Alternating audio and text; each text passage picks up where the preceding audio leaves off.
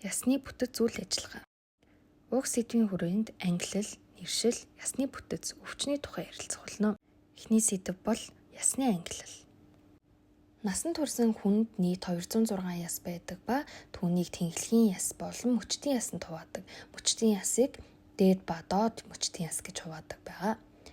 Тэнхлэгийн ясанд гавал, баган, нуруу, хавирга, өвчүү зэрэг багтах бол нийтдээ 80 ширхэг тэнхлэгийн яс байдаг.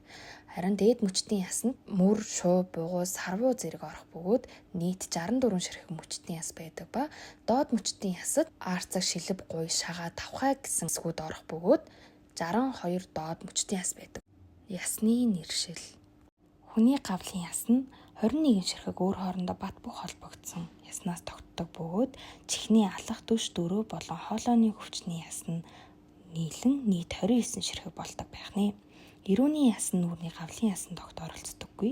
Хүний биеийн өвчүүн яг цангай шиг хэлбэртэй цээжин дээр байрлах бөгөөд бүдэрхий, их бие, аим хаа, мөгөрс гэсэн эсгээс тогтдог. Хүний сээр нуруу нь амун хүзүү, хатан хүзүү, хүзүүний 7 нугалам, сээрний 12 нугалам, бүслэхийн 5 нугалам, ууцны 5 нийлсэн нугалам, ахар сүлний 4 нийлсэн нугалам гэх зэргээс бүрддэг байх нэ.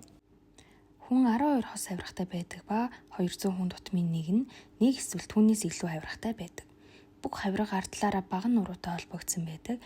Харин дээд 7 хавирга урд талаараа хавирганы мөгөөрс шууд өвчүүтэй бэхлэгдсэн байдаг. Дээд мөчний ясны мөр, эгэм, дал, бугалганы яснаас тогтдог бол шууны яс богтос яснаас тогтдог. Бугуй, доолгойт яс, дэгэт яс, гурван талт яс, саран яс, завь яс, трапез маягийн яс, трапез яснаас тогтдог бол сарвуу, шивнүүр яс, алганы яс, бугуун яснаас тогтдог бахны. Доод мөчтөн яс нь шилбэн, тахилцуур яс, шаант яснаас тогтдог. Тавхаан, үлмийн яс, шаант яс, завь яс, шагаан яс, дөрвөлжин өсгий яс, бэлбэрхий яснаас тогтдог бахны. Ясны бүтэц. Хинт яс нь ясны нэг төрөл бөгөөд хатуу ясны эсрэгээр хөвсгөр, сүвэрхэг бүтэцтэй байдаг. Энэ нь ясны доод хэсэгт ялангуяа төгсгөл мөн хавтгай яснуудад зөнхлөн барилдаг. Хинт ясны үүрэг нь ясны хүчийг тараах, стрессийг багасгах, цусны эсүүдийг үйлдвэрлэх, эрдэс бодисыг нөөцлөх. Хинт яс нь ясны эрүүл мэндэд чухал үүрэгтэй бөгөөд яс сэрэгжих өвчин зэрэг өвчний үед гэмтэж болно. Ясны өвчин. Нурууны морилт нь амьдралын буруу хэм маяг, гэмтэл, төрөлхийн газраас болж үүсдэг бөгөөд суудлын мэдрэл дарагдах, хүзүүний мэдрэл дарагдах гихчлэн хүний биед маш өвчтэй байнгын өвдөл мэдрүүлдэг өвчлөл байгаа.